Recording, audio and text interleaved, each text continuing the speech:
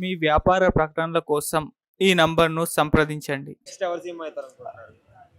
కన్ఫామ్‌గా Jaganmohan Reddy 170 why not 175, 175 compulsory Jaganmohan Reddy గారు వస్తారు. అంటే ఎందుకు అంత కన్ఫర్మ్ గా చెప్తున్నారు?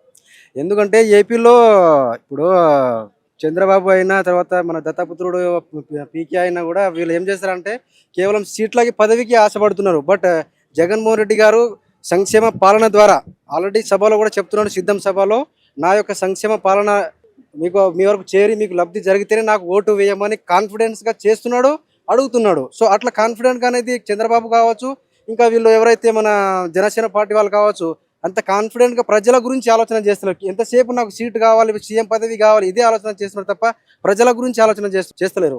సో జగన్ గారు మద్యపానం పూర్తిగా నిషేధిస్తేనే ఓట్లు అడగడానికి వస్తాను, మరి ఇప్పుడు ఎందుకు ఓట్లు అడగలేదు? ఎవరు ఏది మద్యపానమా? సో మద్యపానం అనేది ఇంకా మా తెలంగాణలో కూడా అదే ఉంది. సో ఎక్కడో ఒకటి మిస్టేక్ అయితేనే ఉంటుంది. ఊరికి ఒక మద్యపానం ఉండేది, ఇప్పుడు వీధికి ఒకటి కింద ఉన్నది. ఎక్కడ ఏపీలోనా? మీరు మద్యపానందే చూస్తున్నారు కానీ సో ఏదైతే సంక్షేమ పాలన ఉందో అది చూస్తలేరు మీరు, అది కూడా చూడాలి కదా. సో రేట్లు పెరిగిపోయినాయి కదండి, సంక్షేమ రేట్లు అంటే ఇప్పుడు చూడండి, మన ఏపీలో కాదు టోటల్ మన ఇండియాలో సెంట్రల్ గవర్నమెంటే రేట్స్ అన్ని ఇంక్రీజ్ చేసేసింది. సో ఇండివిజువల్ ఏపీ మాత్రమే పెంచలేదు కదా. అంటే ఇప్పుడు ఇక్కడ పెట్రోల్ 109 110 అంటే 1 రూపీ ఎక్స్ట్రానే ఉంది. పెట్రోల్ ఎక్కడైనా కూడా భయ్యా, పెట్రోల్ ఇండియాలో ఎక్కడైనా అదే రేట్స్ ఉన్నాయి. కేంద్రం ఏదైతే ఇప్పుడు పాయింట్కి వద్దాము, మన తెలంగాణ తర్వాత ఏపీ ఎప్పుడైతే డివైడ్ అయిందో మనకి ఏపీకి రావాల్సిన హోదా అనేది రాలేదు. సో అక్కడ ఎకనామికల్ పరంగా చాలా లో అయిపోయింది ఏపీ అనేది. సో అందుకోసం వాళ్ళు ఇంక్రీజ్ చేయడంలో పెద్ద సమస్య లేదు, ఇంక్రీజ్ చేసి ప్రజలకే పంచుతున్నారు తప్ప ఏదో వాళ్ళు సొంత లబ్ధి కోసం చేస్తున్నారు కదా. ఇప్పుడు లాస్ట్ టైం పవన్ కళ్యాణ్ ఓడిపోయారు కదా, ఈసారి పవన్ కళ్యాణ్ 3 స్థానాల్లో పోటీ చేస్తారని మాట వస్తుంది. ఎక్కడ పోటీ చేస్తే నెగ్గచ్చు అంటారు? నెగ్గుతారా నెగ్గరా అసలు? భయ్యా ఏపీలో 100కి 100% 175 అనేది కంపల్సరీ వైసీపీ మాత్రమే వస్తుంది. అక్కడ ఏ జనసేనకి స్థానం లేదు, టీడీపీకి స్థానం లేదు, తర్వాత ఎవరికి స్థానం లేదు. ఎందుకు అంటే ఇప్పుడు మన ఏదైతే జనసేన ఉందో జనసేనకి క్యాడర్ లేదు, తర్వాత అక్కడ కార్యకర్త లేదు. మొన్న సిద్ధం సభ పెడితే కనుక మేము సంసిద్ధం అని పెడుతున్నారు, కేవలం బ్యానర్లు పెడుతున్నారు తప్ప ఏమైనా క్యాండిడేట్ నిలబెట్టి చెప్తున్నారా మేము సిద్ధంగా ఉన్నాము, 170 నియోజకవర్గంలో కాన్స్టిట్యున్సీలో మేము ఇంతమంది మేము లీడర్లు నిలబెట్టామని ఉన్నారా?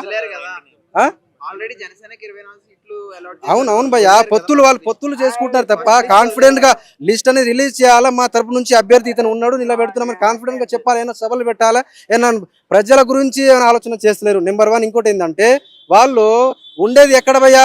తెలంగాణలో ఉంటున్నారు. తెలంగాణలో ఉండి ఏపీలో పాలిటిక్స్ చేస్తున్నారు. ఇది ఎంతవరకు నిజం? అందుకోసమే జగన్మోహన్ రెడ్డి ఏపీకి సంబంధించిన క్యాండిడేట్, ఏపీలో ఉండి అతను ప్రజల పక్షాన అతను పోరాడి ప్రజల కోసమే ఆలోచన చేస్తున్నాడు, అక్కడ ఉండి పరిపాలన చేస్తున్నాడు. వీళ్ళందరూ హైదరాబాద్లో వచ్చి ఒక హోటల్ కూర్చొని ఎట్లా సీట్లను పంచుకుందాము, ఎట్లా పొత్తులు పెట్టుకుందాము, ఎట్లా పంచుకుందాము, తిందాము, అదే ఆలోచన చేస్తున్నారు తప్ప ప్రజల దగ్గర వెళ్ళి రైతుల సమస్యలు కావచ్చు, ఎట్లా మనం పరిపాలన చేయాలని అది ఆలోచన చేస్తున్నారు. అందుకోసము అక్కడ ప్రతి ఒక్క క్యాండిడేట్ని మీరు అడగండి, ప్రతి ఒక్క అభ్యర్థిని అడగండి, ప్రతి ఒక్క ప్రజల్ని అడగండి, 100% వాళ్ళందరూ కూడా లబ్ధి పొందిన వాళ్ళే. అందుకోసం అందరూ కూడా వాళ్ళే సైనికుల లెక్క కదులుతున్నారు.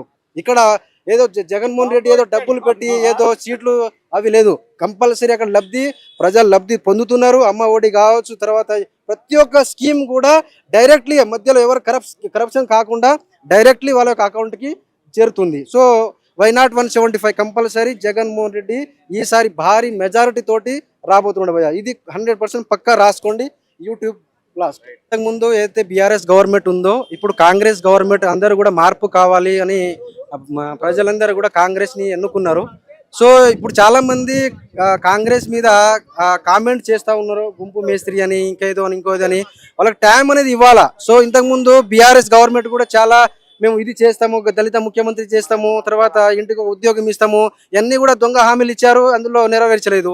సో ఇప్పుడు ప్రజలందరూ కూడా మార్పు కోరుకుంటున్నారు. కాంగ్రెస్ గవర్నమెంట్ నుంచి ఏదైతే ఈ 6 అభయహస్తాలు ఏదైతే స్కీమ్స్ ఉన్నాయో దానికి కొంత టైం ఇవ్వాలి. నాకు ఇప్పటికీ అర్జెంట్ కావాలి అంటే కనుక ఏదనేది జరగదు. వాళ్ళకి కొంచెం కొత్త గవర్నమెంట్ అన్ని చూసుకోవాలా, ఎక్కడ ఏం కరప్షన్ జరిగింది, ఎక్కడ ఏంటి అని చూసుకొని వాళ్ళు ఒక 6 స్కీమ్స్ అయితే ఉన్నాయో అవి కంపల్సరీ వాళ్ళు నెరవేరుస్తారు. అయితే టైం ఇచ్చారో ఆల్రెడీ ఇప్పుడు నేను ఈ 27 వరకు ఇంకా 2 స్కీములు కూడా వాళ్ళు ఇంప్లిమెంట్ చేస్తున్నారు.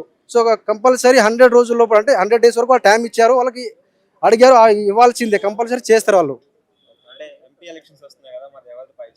సో ఎంపీ ఎలక్షన్లో ప్రజలందరూ కూడా ఏమనుకుంటున్నారంటే, అయ్యో మాకు రైతు బంధు పడలేదు కదా, మాకు పెన్షన్ రాలేదు కదా, ఇంకొకటి ఇది అయితే వేస్ట్గా మేము కాంగ్రెస్ గవర్నమెంట్ని మేము ఎన్నుకున్నాము, ఇంతకుముందు కేసీఆర్ గవర్నమెంటే బాగుండే అని అనుకుంటున్నారు. బట్ మీరు అందరూ కూడా అపోహ పడుతున్నారు. ఎందుకు అపోహ పడుతున్నారు? వాళ్ళకి టైం అనేది ఇవ్వాలా. సో ఎంపీ ఎలక్షన్లో అందరూ కూడా ఇప్పుడు బై ఎలక్షన్ పెడితే కేసీఆర్ వస్తారు. అందరూ కూడా ఒకసారి ఆలోచన చేయాల్సిన విషయము, 10 సంవత్సరాలు మనము ఏదైతే మన బీఆర్ఎస్ గవర్నమెంట్ మన కేసీఆర్కి మనము అప్పగించినప్పుడు అతను ఏదైతే హామీలు అనేది అతను డైరెక్ట్గా నోటి ద్వారా చెప్పి మళ్ళీ మేము చెప్పలేదని అనడం జరిగింది. ఎంపీ ఎలక్షన్లో కూడా కాంగ్రెస్ గవర్నమెంట్కి కంపల్సరీ వేయాల్సి ఉంటుంది. ఎందుకు? వాళ్ళకి టైం ఇవ్వాలి. ఇది ప్రజల గవర్నమెంట్, ప్రజల కోసమే ఆలోచన చేసే గవర్నమెంట్ కాబట్టిగా కంపల్సరీ ఎంపీ ఎలక్షన్ కూడా 100% 14 సీట్లు ఎంపీ ఎలక్షన్లో కాంగ్రెస్ గెలవబోతుంది. ఇది రాసుకోండి బస్ పక్క. ఫ్రీ బస్ అనేది ఇప్పుడు లేడీస్కి సంబంధించింది free bus. So free bus వాళ్ళు లేడీస్ కోసము ఆలోచన చేసి పెట్టిన ఒక స్కీము. దీని ద్వారా ఆటోలకి నష్టం జరుగుతుంది, ఇంకొకటి జరుగుతుంది అని అంటే ఇది అపోహ. ఇది ఇప్పుడు ఉదాహరణకి ఇక్కడ నుంచి హైదరాబాద్ నుంచి వరంగల్ వెళ్ళాలి, హైదరాబాద్ నుంచి నల్గొండ వెళ్ళాలా, ఇక్కడ నుంచి ఆటోలో వెళ్ళగలుగుతామా? ఎవరి దారి వాళ్ళకి. ఇప్పుడు ఎవరైతే బస్సులో వెళ్ళాలి అనుకుంటున్నారో వాళ్ళు బస్సులో వెళ్తారు, ఎవరు ఆటోలో ఎక్కాలనుకుంటున్నారో వాళ్ళు ఆటోలో వెళ్తారు.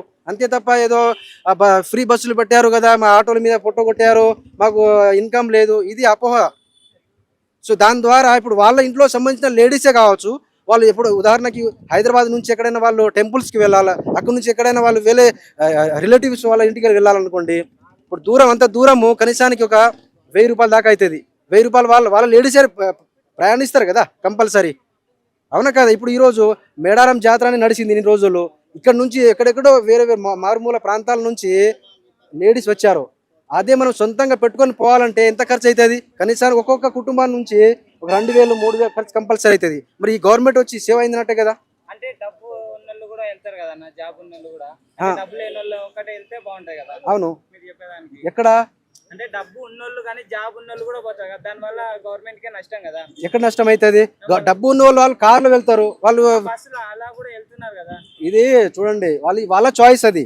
పేదోళ్ళకు కూడా మనం ఇప్పుడు నెగిటివ్ ఎందుకు ఆలోచన చేయాలి, పాజిటివ్ చేయొచ్చు కదా. ఏమంటుందంటే డబ్బు లేని వాళ్ళకి తక్కువ డబ్బు ఉన్న వాళ్ళు ఏం చేస్తారంటే వాళ్ళు లగ్జరీ లైఫ్ ని కోరుకుంటారు, కార్లు వెళ్తారు, అఫీషియల్ గా ఏదైనా ట్రావెల్స్ ని మాట్లాడుకుని వెళ్తారు. ఇంత రద్దీలో వాళ్ళు వెళ్ళడానికి వెళ్ళొచ్చు, ఎవరి చాయిస్ వాళ్ళది, మనం కాదని చెప్పడానికి లేదు. సో ఈ గవర్నమెంట్ కి టైం అనేది ఇవ్వాలా, టైం ఇచ్చి చూడాలా. సో ఒక 1 year అయింది, 2 years అయింది, వాళ్ళు ఇచ్చిన హామీలు నెరవేరలేదు అని అంటే మనం అప్పుడు తిరుగుబాటు చేయాలా, అప్పుడు ఏదైనా ధర్నాలు చేయాలా, అప్పుడు ఇంకైనా చేయడానికి అనేది ఉంటుంది. బట్ వాళ్ళు వచ్చి ఒక 2 months కాదు, ఎక్కడ ఏ సీట్లు ఉన్నది, ఎక్కడ ఏమున్నది అనేది చూసే లోపే అందరూ కూడా కామెంట్ చేస్తున్నారు. ఇది తప్పండి. ఇది వాళ్ళకి టైం ఇద్దాము, చూద్దాము. మనకు గవర్నమెంట్ కాబట్టి మనం సపోర్ట్ చేద్దాము, అందరికి లబ్ధి జరుగుతుంది. Okay, thank you. పథకాలు మన సొమ్ము మనకే ఇస్తున్నాడు ఆయనే. అంతా ఇప్పుడు 10 లక్షల కోట్లు అప్పు చేశాడు.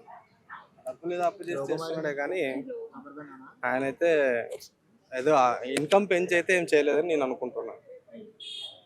అంటే హాస్పిటల్స్ అండ్ అలాగే స్కూల్స్ మెయిన్గా డెవలప్ చేసామని చెప్పేసి అంటున్నారు. అంటే నాడు డెవలప్ అయినాయా?